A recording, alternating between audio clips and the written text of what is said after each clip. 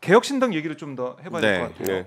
예. 박 기자. 아니 그 현장의 기자들이 제일 궁금해하는 게 그거예요. 이제 개혁신당에는 현역 의원님들이 누가 들어오시냐. 물론 거기에 대해서 지금 당장 말씀하시긴 좀 힘들긴 하지만 그 천하람 위원장은 또 그런 얘기 하셨잖아요. 기호 3번 얻을 수 있다. 예. 그러니까 교섭단체도 가능하다. 예. 근데 이게 좀 기자들 입장에서는 너무 블러핑 아닌가? 약간 그런 생각도 좀 들어요. 근데 블러핑이라고 하기에는 실제로 이런 게 있어요. 지금 그 공천에 있어가지고 원래 제3자적 시각으로 봤을 때는 공천 못 받는 국회의원들, 그것도 뭐 개인의 결격이라기보다는 속도 말하고 꽂힐 사람이 있어가지고 뽑혀나갈 사람들, 네. 그런 사람들이 보이거든요. 근데 보통은 그것을 믿지 않거나 아니면 움직이려면 실제로 뽑혀 나가야지만 명분이 생긴다 보는 분들이 많아요. 명분. 그러니까 이준석이야 1년 반 동안 뭐 탄압의 서사가 있었기 때문에 내 발로 걸어 나가도 그래 이준석이 나갈 만하지 뭐 이렇게 사람들이 받아들여서 그런 게 적은데 본인들은 인지도가 낮은 사람들이 많거든요. 그럼 인지도가 낮은 사람들은 탄압을 받았다 한들 국민이 탄압받은 이력이 있는지도 모르고 그렇기 때문에 오히려 그런 어떤 계기가 마련되어야지 움직일 수 있다는 사람들이 많거든요. 그럼 각 당의 공천을 기점으로 네. 개혁신당에 합류하시는 분들이 꽤 생길 거다. 굉장히 많을 거라 좀 보고요. 지금 굉장히 많을 거다. 언론에서 보도 나온 거로 약 51명 정도의 네. 그 용산 관련 인사들이 네. 지금 출마를 준비하고 있다 그러잖아요. 네. 근데 이 사람들이 제정신이면은 영남 가려고 할 거 아니에요. 네. 예, 지금 상황에서 뭐 수도권에 가서 예를 들어 이수정 교수와 박문규 장관과 함께 전사하겠다 뭐 이런 생각을 가지고 나오는 사람은 없을 거 아니에요. 네. 예. 그 자세로 국정을 이끌었으면 이렇게 안 왔겠지. 근데 어쨌든 다들 지금 편한 곳 찾아가려고 할 거 아닙니까? 당선될 만한 곳. 예. 그러면 네. 영남밖에 없고. 강남. 그러면은 장을 영남. 비운 만큼 먹을 수 있는 건데 뭘 먹을지 몰라도 장을 엄청 비우겠죠. 거의 그 얼마나 비울까요? 억지로 설상 먹여가 다 비울 겁니다. 지역에는. 예. 한 통씩 먹게 해가지고 다 비울 겁니다. 지역별로. 네. 자 그러면은 지금 뭐 일반적으로는 뭐 10여 명 정도 온다 이렇게 말씀하셨는데 저는 40명 정도 영남에서만 공천 낙천될 것 같고요. 40명. 40명이요? 그럼 40명이 다 개혁신당으로 좀 흡수 아니 그 중에서 가능할까요? 용기 있는 사람 또는 결격이 없고 저희와 같은 꿈을 꾸신 사람은 그거의 반의 반 정도도 안 될 수 있죠. 그래서 이제 10명 정도 얘기가 나오는 거고 사람들한테 그러니까 최소한으로 10명 정도 보고 있는 거다. 최소한. 그 정도로 보고 있고요. 더 많으면 더 많을 수 이렇게 있다. 봐야 돼요. 네. 예전에 그 2008년에 그 이명박 대통령이 당선되고 바로 총선에서 18대 때 공천 학살을 당하고 그때 이제 국민도 속고 나도 속았다 이런 얘기 한 다음에 두 개의 조직이 동시에 태동합니다. 친박연대와 친박무소속연대. 네. 친박연대는 서청원 대표가 이제 만든 당이고 네. 친박무소속연대는 결국엔 이제 자기들이 무소속으로 나와가지고 연대를 이룬 건데 두 가지 다 튀어나올 거로 보입니다. 저는 그때 친박연대와 뭐 비슷한 취지와 목적은 아니지만은 당에 의지해가지고 선거 치르려는 사람들이 한 절반 있을 것이고 또한 이제 무소속 연대를 해가지고 치르려는 사람들이 한 반 있을 것이고 저는 뭐 40명 튀어나오면 그 중에 한 20명은 에라 정치 그만하자 이렇게 사는 사람도 있을 것이고 근데 이게 굉장히 중요한 게 뭐냐면은 그때 친박연대와 친박무소속연대가 만약에 정치적으로 타결을 잘했으면은 아마 교섭단체를 따로 구성했겠죠. 근데 그 당시에 친박을 걸었기 때문에 정작 박근혜 대통령이 그런 걸 원하지 않았기 때문에 교섭단체가 되지 않았던 건데 이번에도 영남이 디비지면 그런 결과 나옵니다. 이준석 대표, 그러니까 위원장께서 생각하시기로는 혹은 희망하기로는 몇 분 정도나 들어오실 것 같다. 글쎄요, 저는 예상을 한번 해보시면 예상을 한 게 의미가 없다. 왜냐하면은 우리 각하께서는 무엇을 상상하든 그 이상을 보여주시기 때문에 예, 저는 그런 윤석열 대통령에 대한 굳건한 신뢰를 바탕으로 이렇게 당을 운영합니다. 근데 제가 그거 천하람 위원장께서 말씀하신 거 보고 좀 들었던 생각인데 그 민주당 그 오영환 의원한테도 러브콜 좀 보내셨잖아요. 그러니까 그런 거 보면은 국민의힘 의원들만 너무 집중하고 있는데 꼭 그런 건 아닐 수도 있겠다. 네. 혹시 그러면 지금 뭐 그 입당을 전제로 얘기를 나누시는 분들 중에 민주당 비율은 좀 어느 정도나 되나요? 민주당은 말 그대로 이런 겁니다. 지금 이번에 컷오프 명단이라고 이제 그 29명의 명단 돌았잖아요. 네. 근데 그게 사실이라고 믿기엔 너무 웃긴 명단이라 가지고. 네. 그러니까 제가 예를 들어서 뭐 수도권에 5선 중진하시는 분도 명단에 올라 있던데. 근데 제가 그런 분들과 당을 같이 한다는 건 생각해 본 적이 없거든요. 예. 그분도 뭐 재밌는 분이고 하지만 사석에서 뵈면은 그러니까 그 민주당에서도 그 소위 말하는 당무감사 컷오프 명단에 위력이 어느 정도인지 봐야겠죠. 우선. 저는 거기에 솔직히 말하면 윤영찬 의원이 있으면 어떡하나라는 생각도 하는데 지금 도는 명단에는 조홍천, 김종민, 이원욱 의원 이름이 있더라고요. 도는 명단에는. 그 원칙과 상식 외에 다른 의원님들, 그러니까 민주당 소속의 의원님들이 온다고 하면 어떻게 좀 같이 하실 생각은 있으세요? 저는 지금 단계에서는 제가 공교롭게도 민주당 의원님들을 많이 알지 못합니다. 뭐 아는 분들도 꽤 있지만은 네. 다 알지 못하고 그 명단에 오른 분들이 대부분 이제 좀 제가 모르는 분들이 많아가지고. 근데 만약에 온다 그러면, 그러니까 뭐 저번에 표현대로 이삭죽기 뭐 표현을 언론에서 많이 하셨지만, 뭐 안철수 의원이 얘기를 꺼내가지고. 저는 근데 그분들에 대해서 모르기 때문에 저한테 이제 민주당 사정에 대해서 조언해 주신 분들도 있거든요. 예, 그래서 그분들의 의견을 좀 청취해봐야 될 것 같다 이런 생각이 들고, 아 근데 진짜 이런 공천은 처음 볼 것 같다. 양쪽에서 네. 엄청난 살육전이 벌어질 거다. 사륙전이 벌어질 거다. 그래요.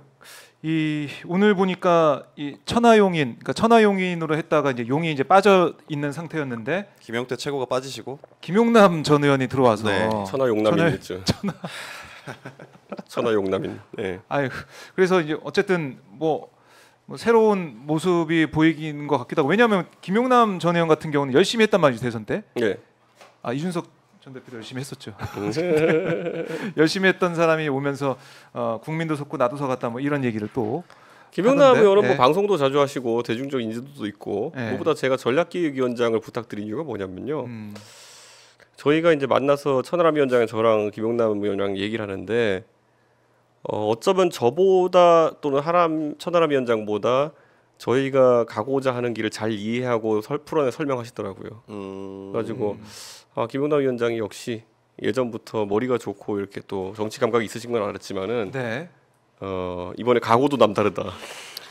아니 근데 그 네. 댓글을 보면은 김용남 의원이 입당했다라는 네. 그 기사의 댓글들을 좀 살펴보면 네, 네. 김용남 의원께서 위원장님 많이 공격하셨잖아요. 네. 대표 시절에. 네. 그래서 그 뭐 좀 껄끄럽지 않았나. 저는 자기 이름 걸고 저한테 뭐라 하는 사람은 별로 뭐라 안 해요.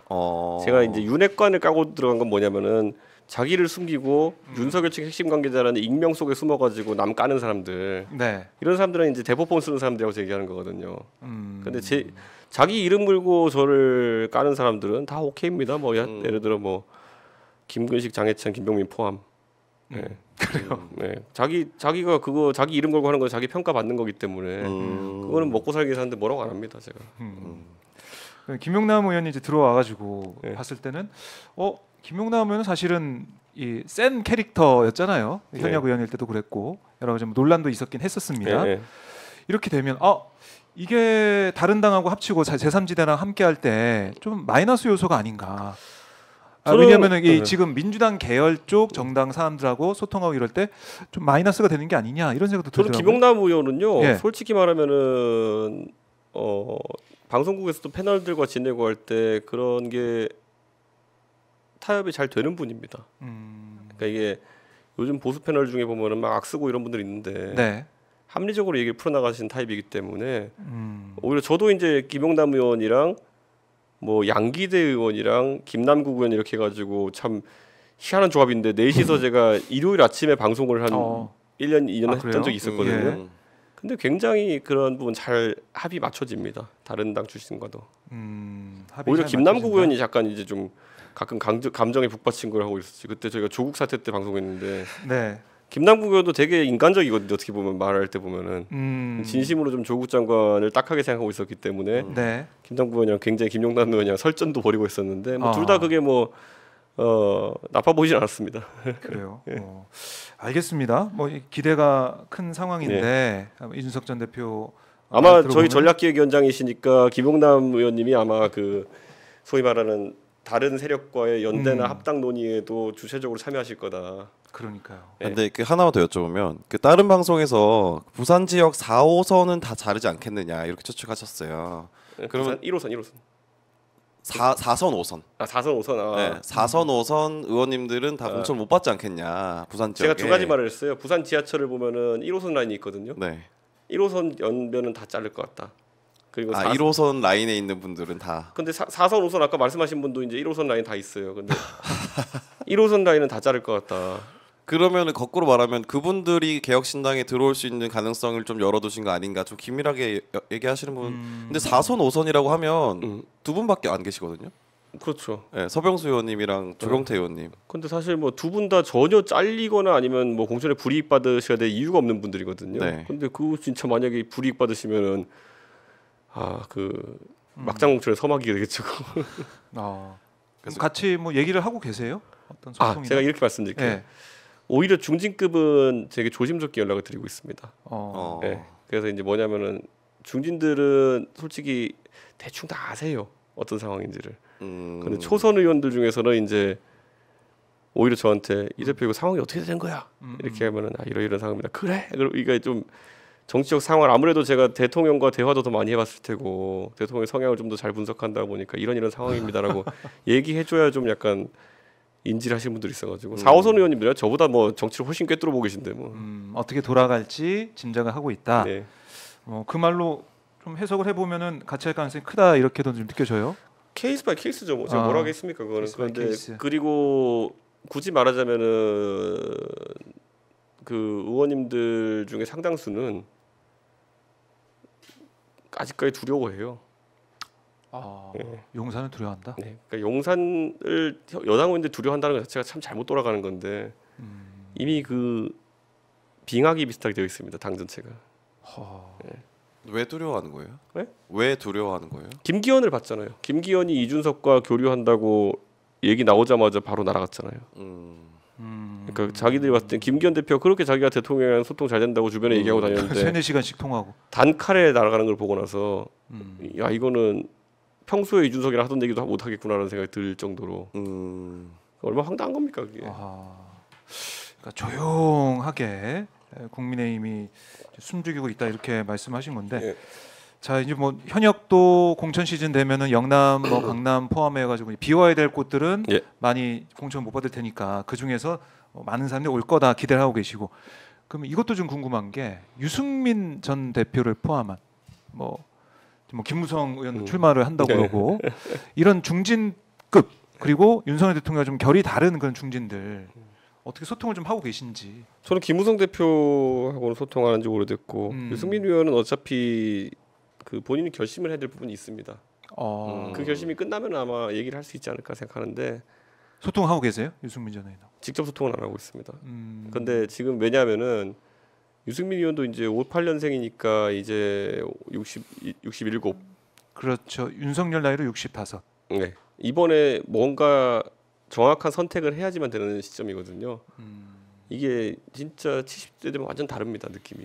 그렇기 때문에 이번에 어쨌든 총선에서 승부 보지 않으면 그러니까 이런 거예요. 2015년에 유승민 의원을 이제 박근혜 대통령이 사실상 증세 없는 목진 허구다 때문에 때리고 그때 배신자 프레임에 이제 9년이 걸린 거거든요. 근데 네. 9년 동안에 유승민 의원이 항상 그랬기 때문에 합리적인 보수의 대명사처럼 이제 인식이 됐지만은 반대로 9년 동안에 유 의원이 매번 중수청 얘기하시죠. 중도 수도권 청년층 이렇게 얘기하잖아요. 근데 중수청에 실제로 유승민 의원이 얼마나 소구력 있는 인사인가가 검증이 된 적이 없어요.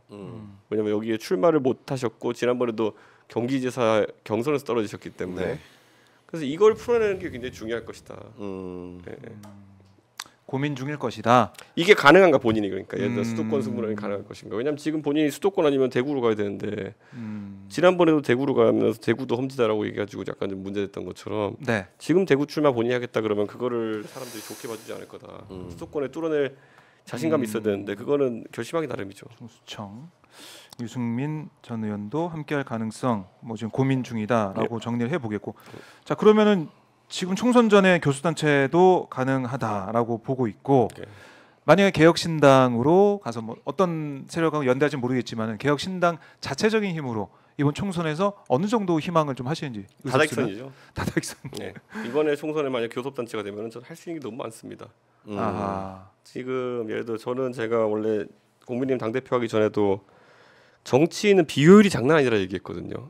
저는 원래 IT 회사에서 그런지 모르겠지만은 자동화 시킬 수 있는 거 되게 많아요. AI 시대에 맞춰서 AI까지 갈 것도 없이 코드만 짜면 자동화 시킬 수 되게 많은데 이런 것들 하나도 안 하고 있거든요. 네. 이런 것들을 좀 해보고 싶다. 근데 교수단체가 안 되면은 사실은 할 수 있는 게 별로 없어지니까 그렇죠. 교수님 어떻게든 만들어야 된다. 이런 어떻게든 만들어야 되죠. 예.